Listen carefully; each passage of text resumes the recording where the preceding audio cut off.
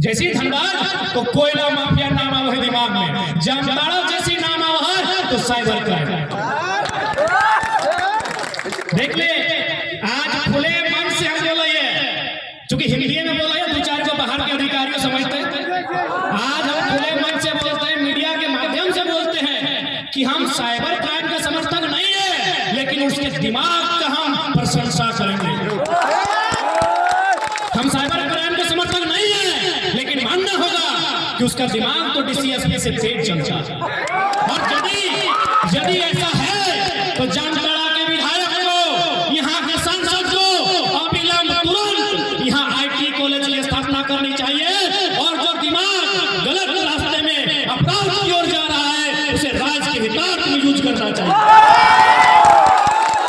यदि उसके पास दिमाग है, अगर वो साइबर क्राइम में लिप्त है, तो यहाँ के विधायक, यहाँ सांसद को यहाँ आईटी सेक्टर की स्थापना करनी चाहिए, जामताड़ा को आईटी हब बनाना चाहिए, और उस दिमाग का यूज करना चाहिए। उस दिमाग को यूज करना चाहिए, हमारी सरकार को यूज करना चाहिए। जिस प्रकार नक्सल प्रभावित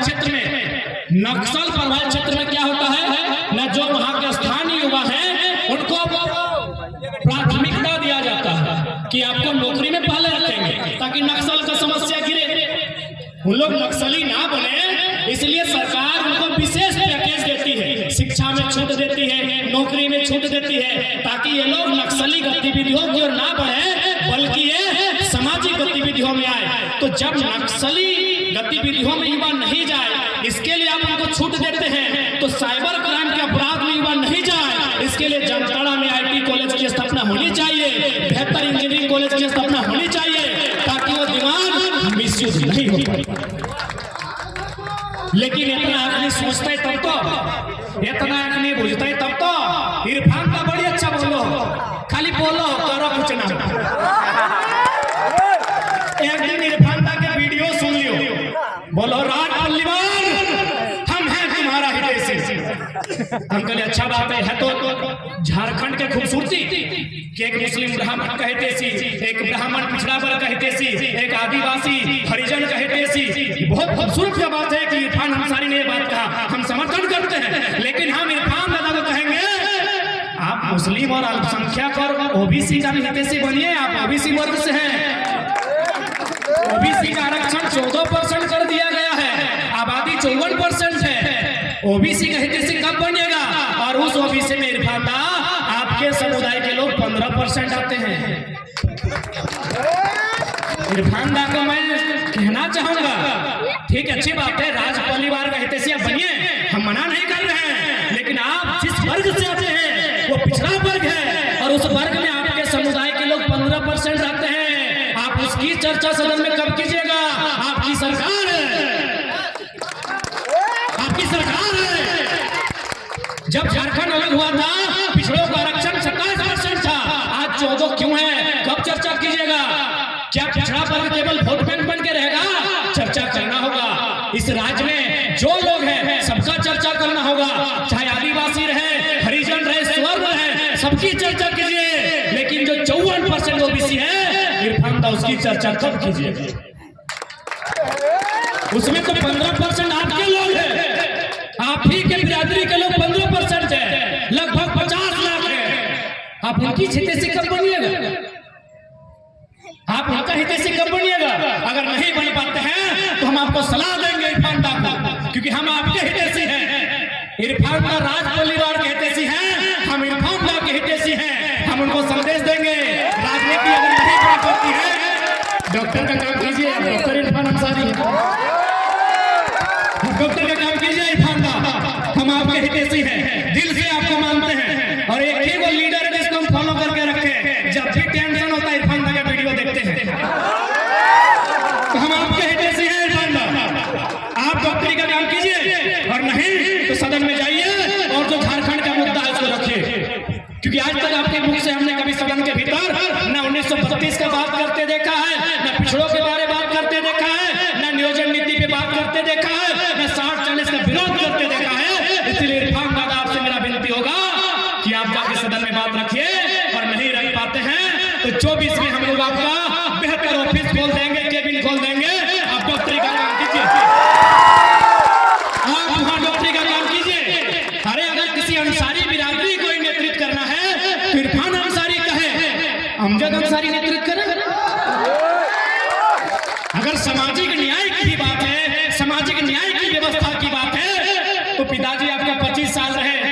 बताइए कब तक चलेगा ऐसा?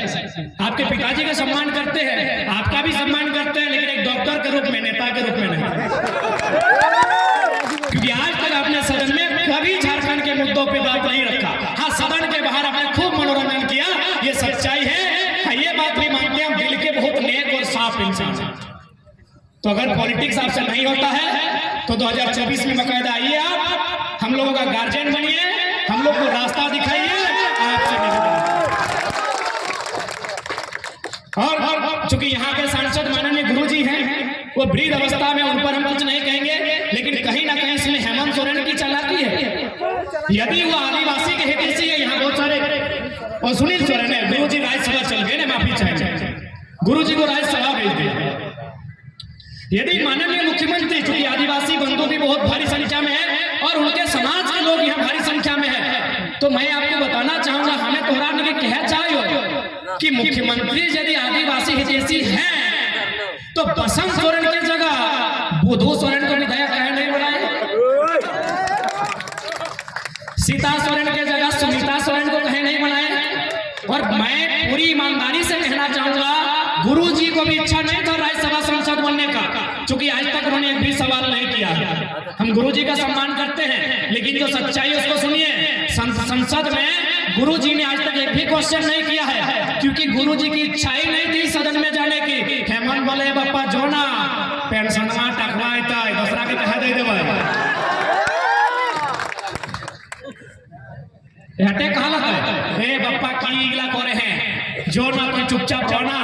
6 साल की तो बात लगे, 6 साल किसको बैठ के सोच के रहो, जे टकवा दूसरा के दे दे बेटा तोरे मिल तो सही बात है कि नहीं? आप गुरुजी को पूछिए, गुरुजी का इच्छा नहीं है कि हम सदन में अभी जाएंगे इस उम्र में, वो चाहेंगे कि नाती पोता को खिलाएंगे। लगभग वो 1970 से पॉलिटिक्स कर रहे हैं, 50 साल उन्होंने पॉलिटिक्स किया, अब उनका आराम का समय था। लेकिन हेमंत सोरेन जानता है पैसा है, इसीलिए खाली बोलते हैं कि हम आदिवासी का हित चाहते हैं। अरे भाई, अगर सच में चाहते हैं तो सीएनटी कानून पालन क्यों नहीं हो रहा? सीएनटी कानून का पालन क्यों नहीं हो रहा? और आज एक बात सीधा जान ले, यदि पंचायत के मुखिया दोषी रहते तो पंचायत में हमेशा सवाल होता। सीएनटी कानून के मतलब है कि एक आदिवासी का जमीन आदिवासी खरीदेगा, एक एससी का जमीन एससी खरीदेगा, ओबीसी का जमीन ओबीसी खरीदेगा, और आदिवासी में कंडीशन है कि उसी थाना का आदमी खरीदेगा। अब हेमंत सोरेन के घर लगे नेमरा रामगढ़ जमीन किन लो, दुमका में, धनबाद में, गिरिडीह में, रांची में। बताओ, खुद मुख्यमंत्री दोषी हो, ईडी अगर पीछू कहने लगतो तो मुख्यमंत्री खुद दोषी हो, माननीय मुख्यमंत्री खुद दोषी है। आप जब फंसते हैं तो कार्ड खेलते हैं कि हम आदिवासी का बेटा है, तो आदिवासी का बेटा केवल आप ही थोड़ी है। 70 लाख 80 लाख आदिवासी है, बनाइए किसी को, मौका दीजिए किसी और को। यहाँ का लोकसभा में किसी और को मौका दीजिए, बरहेट और दुमका का जो विधानसभा है वहां किसी और को मौका दीजिए। अरे भाई, 70-80 लाख में एक आप ही थोड़ी है, और आप अगर काबिल होते तो आज हम लोग सवाल नहीं करते। आप यदि काबिल होते माननीय मुख्यमंत्री महोदय तो आज हम लोग सवाल नहीं करते।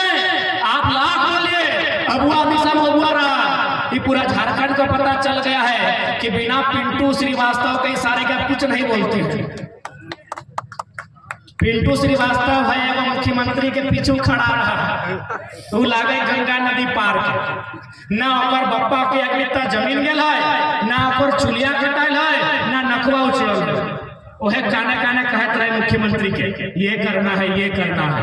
तो अबुआ दिशा अबुआ राज केवल कागज में है, अगर हकीकत की बात कही जाए तो आज भी हमारा राज चंद मुट्ठी भर ऐसे लोग जिनका राज से वास्ता नहीं है, आज उनका गुलाम है। इसलिए आज झारखंड के आवाम को, आज प्रत्येक झारखंड के वासी को इस बात को समझना होगा, ये परिवर्तन की लहर है, ये बदलाव का संकेत है। नहीं तो एक साधारण सा लड़का पूरे राज्य की बैंड बजा के नहीं रखता। एक साधारण सा लड़का आज पूरे राज्य में कोई नेता अगर उस रास्ता में गुजरता है तो बोलता है, रे रास्ता में तो अभी अभी टाइगर पार भेलो, हमें नहीं जी वो हमें नहीं जी वो छोड़ा खेपा लागो, माइक अपन संगे लेके चलो, हर सीधे नाम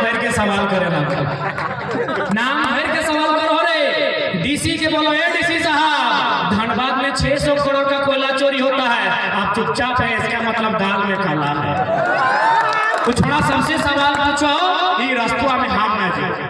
बकायदा 2 गो कार्यक्रम हमार मुख्यमंत्री और एगो मंत्री हलाए वो कैंसिल कर दिला कि नहीं टाइगर आ रहा है हम लोग तो नहीं जाएंगे। ये बदलाव का संकेत है। हम बार बार बोल रहे हैं कि हम लोग कोई अवतार नहीं है, कोई मसीहा नहीं है, लेकिन ये बदलाव का संकेत है मेरे साथियों।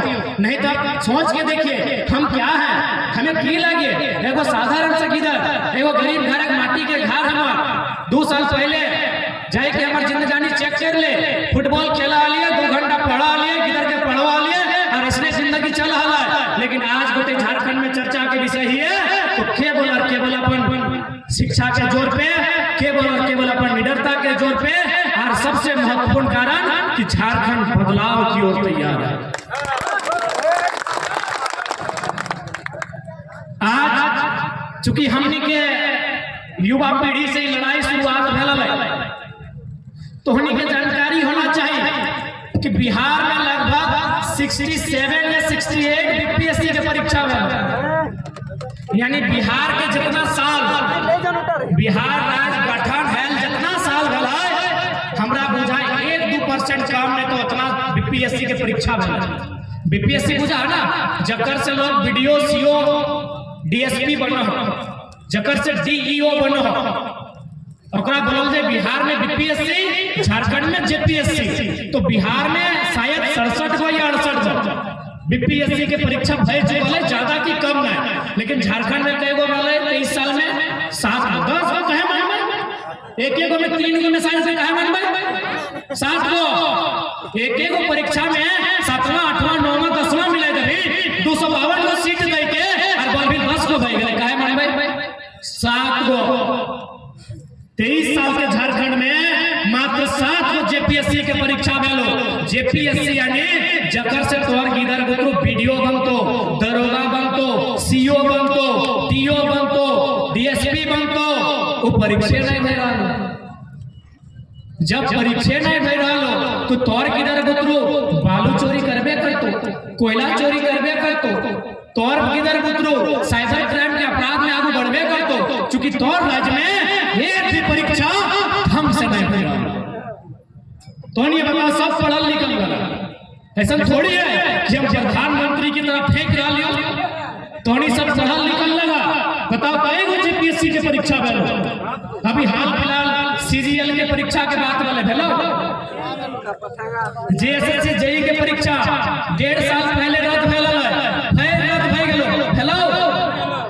बताओ केवल साल नहीं पार भेलो कि 1 साल पार भेले, 2 साल पार भेले, पढ़े वाला छात्र के उम्र भी पार भेलो है। कभी इस पीड़ा पे कोई चर्चा कर ले, इस दुख पे कोई चर्चा कर ले कि जे छात्र 10वां पास करल बा, 12वां पास करल बा, अपन बप्पा के खेतवा गिरवी रखाई के, अपन मैया के, अपन अम्मी जान के गहनवा बेचाई के, पैसवा लेके रांची चल गेले तैयारी करे, पैसवा लेके हजारीबाग चल गेले तैयारी करे, पैसवा लेके धनबाद चल गेले तैयारी करे। आज छोड़ा की हाल है,